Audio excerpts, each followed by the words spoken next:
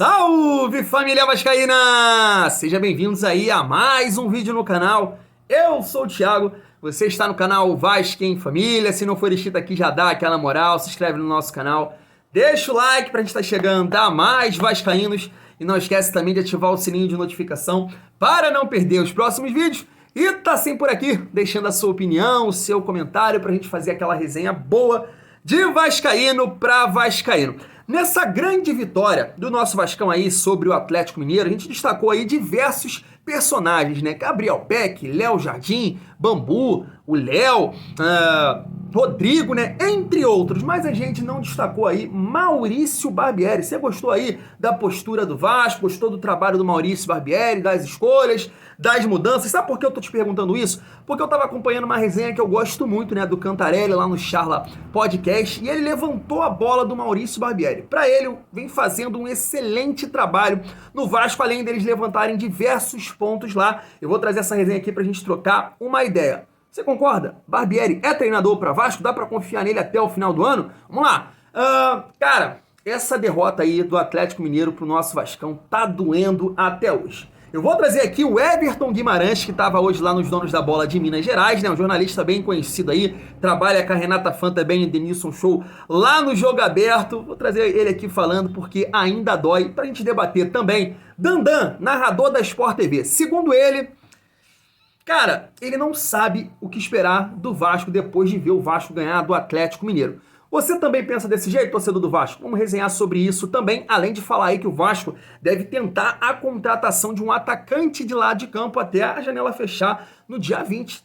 Tá faltando aí poucos dias, família vascaína. Mas antes de começar essa resenha boa, preciso aqui falar da minha parceira. É o meu momento Neto, meu momento Milton Neves, eu tenho que fazer aqui o meu merchan. Porque graças a vocês, a PagBet está confiando aqui no nosso trabalho do Vasco em Família e tá fechada com o canal. Se liga no recado.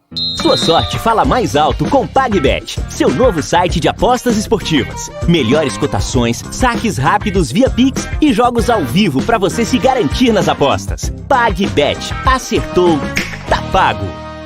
Tá aí, família vascaína, o link vai estar aqui no primeiro comentário, fixado uma casa de aposta, ó, com as cotações lá em cima, com R$1 você já pode começar a ir progredindo. Se você for bom de palpite, começou com 1, aposta aqui 5, 10 e vai aumentando e vai garantir o gelo do final de semana. Mas, Thiago, poxa, não vai ter nenhum jogo hoje, queria começar, já ia clicar aí no seu link, mas, poxa, não tem aquele futebol que eu gosto de ver. E a NBA, não gosta não? Eu me amarro na NBA, hoje tem 2 grandes jogos, família vascaína, ó. Vê se eu falo bonito. Philadelphia 76ers contra Brooklyn Nets. Sacramento Kings contra Golden State Warriors, né, do Stephen Curry. Então você pode apostar lá, é só clicar aqui no link que vai estar no primeiro comentário fixado. PagBet, parceira do canal Vasco em Família. Graças a vocês aí que estão me acompanhando aqui, família vascaína.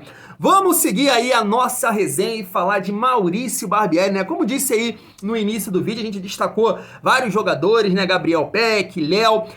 Claro que a estratégia do Maurício Barbieri, ela funcionou ali no início do jogo, né? O Vasco pressionou, fez 2 gols, mas depois ficou aquele questionamento, né? O Vasco abdicou muito de jogar futebol, principalmente ali no segundo tempo, houve uma pressão muito grande. Além de haver um questionamento no sentido ali do Pedro Raul, né? Porque o Vasco não conseguia mais contra-atacar e ficou aquela pergunta, por que o Pedro Raul ficou até o final? Muita gente pode dizer, comparando com aquele jogo do Flamengo, né? Que o Vasco tira ali, o Barbieri tira o Pedro Raul e o Vasco parou de pressionar, né? Mas eu acho que é um jogo totalmente diferente, onde o Vasco contra o Flamengo buscava o resultado e tinha mais a bola. Contra o Atlético Mineiro era uma pressão muito grande, então eu achei ali sem sentido você permanecer com o Pedro Raul. Talvez um atacante mais rápido ali poderia um lançamento e a gente ganhar ali do Gemerson ou do Maurício Lemos. Pois bem, quero trazer essa resenha aí do Charla Podcast, porque além de falar que o trabalho do Maurício Barbieri é muito bom, eles levantam aí diversos pontos pra gente trocar uma ideia. Se liga só. Cara, a parada é a seguinte, cara.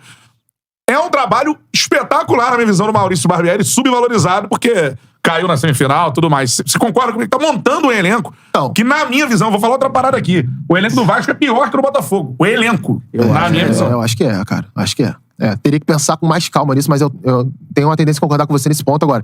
Eu não acho espetacular, porque, assim, o Vasco teve muita dificuldade com times muito inferiores a ele, tecnicamente. Porque, assim, o melhor... ABC, né? E alguns clubes do Campeonato Carioca também. Acho que sofreu mais do que deveria ali. O melhor contexto pro Vasco, ele vem agora.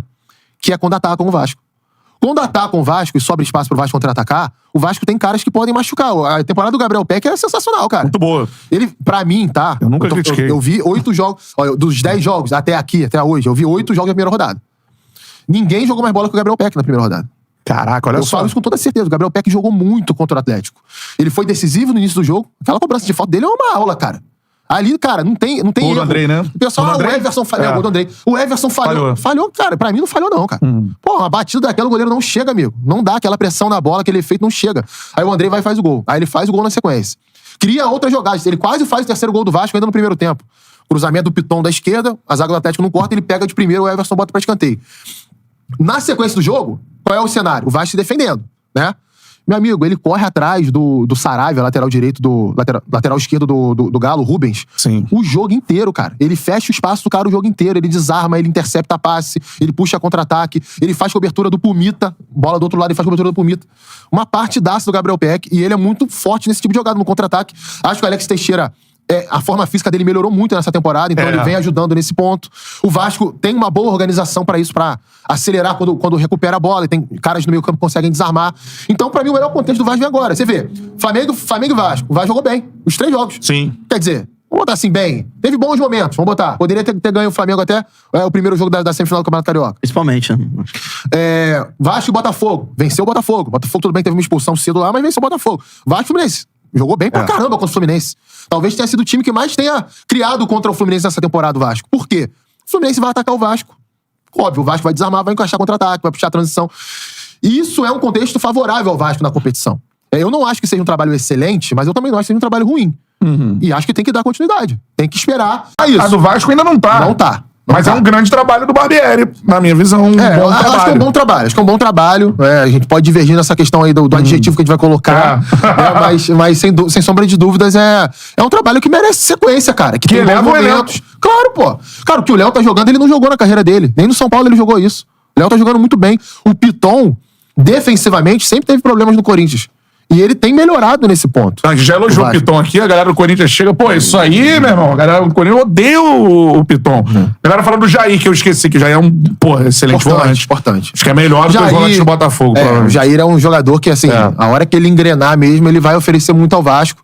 Eu acho que ele foi muito importante, ele e o Rodrigo foram muito importantes no jogo de sábado, porque o que acontecia? O Hulk, ele faz isso com todo zagueiro. Ele espera o cara grudar nele, ele vai e arrasta o cara pra fora da linha. Aí entra um jogador do Atlético ali naquele espaço que ele abriu. Ele faz isso com o Léo, e o Vasco estava preparado pra isso. O Léo seguia, ganhou a maioria dos duelos do Hulk, é importante falar isso. O Léo marcou o Hulk bem pra caramba. Abriu um buraco na defesa do Vasco, naquele setor ali, Rodrigo e Jair, rapidinho, fechavam. Isso aí impediu que o Atlético acessasse aquela janela ali, né? Que a gente pode colocar dessa forma. Então, foram fundamentais. O Vasco fez um bom trabalho defensivo contra o Atlético no sábado. Tá aí, família vascaína. Antes de falar aí do Maurício Barbieri, a gente precisa destacar o comentário aí, né, do Rogério, se eu não me engano o nome dele, pô, entende muito, cara. Tava acompanhando comentários aí, show de bola, resenhando de toda aí rodada do Campeonato Brasileiro. Segundo ele, né, viu, o Peck foi o melhor jogador aí dessa rodada. De linha, pode até ser, família vascaína, mas talvez, se você pegar o goleiro também, não sei não, o Léo Jardim. Quem você acha que foi melhor, Peck ou o Léo Jardim? Pois bem, falar aí do Maurício Barbieri, né, um treinador que é muito questionado, inclusive agora nos comentários a gente tá ouvindo muito assim, ó, o Barbieri é um técnico medroso, ele foi medroso contra o Atlético Mineiro, não dá pra aguentar aí mais 37 rodadas o Vasco jogando desse jeito, né, família vascaína. Mas um ponto interessante que foi levantado aí nessa resenha é o desempenho individual de alguns atletas, e isso também pode ser aí por causa do Maurício Barbieri, você acha que não? Ou porque jogadores se ambientaram aqui no Vasco, o que você acha? Porque como foi dito aí, né, o Léo tá jogando muita, mas muita bola. O Piton também, que foi muito questionado lá no Corinthians pela parte defensiva, também tá muito bem. E o Gabriel Peck, sem sombra de dúvida, vem aumentando o seu rendimento. Pode ser também fatores que o elenco melhorou, ou também propriamente aí o Maurício Barbieri. Mais um ponto, família vascaína, que a gente deve lembrar, essa questão do Vasco jogar de uma forma defensiva, e essa ser a melhor forma do Vasco jogar na temporada inteira, quando é atacado, quando tem que propor o jogo, tem muita dificuldade. Mas se você lembrar, na coletiva há 4 meses atrás, que o Barbieri foi apresentado pelo Paulo Brax, a escolha dele foi o quê? porque ele é um técnico que joga pra frente, que marca pressão, que faz muitos gols, e se você pegar, ele foi um dos melhores ataques nos 2 anos com o RB Bragantino, tanto no bom momento, quanto ali no momento que não foi tão bem. Em 2022, o RB Bragantino foi um dos melhores ataques. Mas a questão que a gente deve levantar, o time, o elenco do Vasco, proporciona isso para Maurício Barbieri? Um time mais pra frente, com posse de bola, que busque sempre o ataque? Na minha opinião, não. E eu não preciso nem me estender muito nesse sentido, né, a família vascaína? A gente viu o Vasco contra o ABC, a gente viu o Vasco contra o Volta Redonda, a gente viu o Vasco contra o Atlético. Então, você vê aí que o Vasco tá tentando correu atrás de um camisa 10 aí, um meio armador, que é o Gabriel Carabajal, né, tá tentando um atacante de lado de campo. Então a gente precisa tentar entrar nesse consenso e eu quero a sua ajuda. Culpa do Maurício Barbieri, do Vasco ter sido tão medroso assim contra o Atlético Mineiro, na opinião de alguns, ou a falta do elenco, né, tira essa possibilidade do Maurício Barbieri propor o jogo, buscar mais o ataque. O que é que você acha? Vamos resenhar sobre isso. Agora, família vascaína, eu queria trazer aqui Everton Guimarães, é isso mesmo, Everton Guimarães, que deu uma catucada ali de leve, ele falou, não, respeito o Vasco, gosto da torcida, mas não dá aí pra perder pro Vasco da Gama. Se liga só. Analisar que não existe essa de morrer vendendo saúde. Morrer vendendo saúde não é nenhuma vantagem. O Cudê dizer na coletiva que foi a melhor apresentação do Atlético e ele perdeu o jogo para um time que acabou de subir, que não é postulante, nem a vaga Libertadores para mim. É meio de tabela pro Vasco, nenhum desrespeito, porque eu sou apaixonado pelo Vasco, pela sua torcida. Não é nenhum desrespeito à instituição e nem ao time do Barbieri, que eu até acho um bom treinador. Não, mas é meio de tabela pro Vasco. Não vai disputar o mesmo campeonato, teoricamente, do Atlético. Mas o Atlético contra o Vasco da Gama, foram muitas bolas batidas em cima do goleiro, então eu não vi esse mérito todo que estão dando ao goleiro do Vasco. Muita bola chutada em cima dele. Está crescendo no meio da imprensa marrom e até entre torcedores o papo de que o elenco não é tão bom assim. Todo elenco tem deficiência, querido. O Sampaoli chegou no Flamengo lá, disse que quer rejuvenescer o elenco. Então ele vê problema numa seleção, é simplesmente o melhor elenco do continente. Então todo treinador vai entender que há problemas. E aí recebe o Vasco, acabou de subir, torcedor questionando lá o Vasco. Olha os jogos do Vasco na temporada. Os torcedores questionando, o Vasco vai, mete 2 gols no início dos primeiros 10 minutos de jogo e depois segura e leva 3 pontos do Mineirão. Mas tá tudo normal. Tá normal porque o questionamento do elenco começou, porque o elenco não é tudo isso não, né, gente? É primeiro argumento para chancelar o trabalho que o Cudê vem fazendo até agora. Família vascaína, e só para complementar, porque a ideia do Dandão acho que vai muito nesse sentido aí, ó. Se liga só, na tela, ó. Difícil analisar o Vasco para a temporada por esse jogo. Se realmente foi estratégia, o abafa inicial deu certo. Ok. De qualquer maneira, o resultado foi gigante.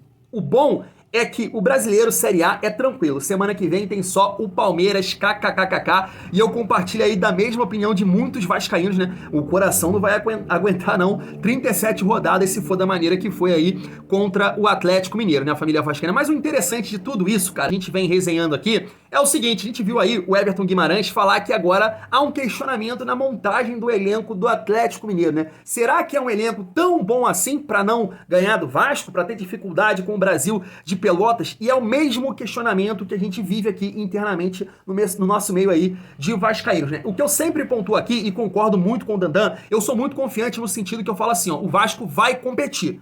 Vasco vai competir. Tenho a certeza que vai brigar por Libertadores, por pré-Libertadores? Não. A minha ideia é, jogo após jogo, vamos ver o que acontece com o Vasco. Eu acho que brigar lá por G4, por G6, é sonhar demais nesse momento. Pelas limitações que a gente tem no elenco, pela falta de opção, a gente tem muitos jogadores jovens no banco, então eu concordo aqui. Pela atuação que foi gigantesca, a vitória contra o Atlético Mineiro, show de bola, 3 pontos. Mas não dá pra jogar assim as 37 rodadas. Então você não sabe o que esperar do Vasco da Gama, mesmo achando que o elenco pode ganhar de qualquer time. A gente pode sim ganhar do Palmeiras, família vascaína. E aquela questão que eu levantei aqui até num vídeo, né? Eu falei assim, galera, coloca aí quantos pontos o Vasco vai fazer nessas 4 primeiras rodadas, né? Porque a gente vai enfrentar aí, sem sombra de dúvida, 3 candidatos ao título, né?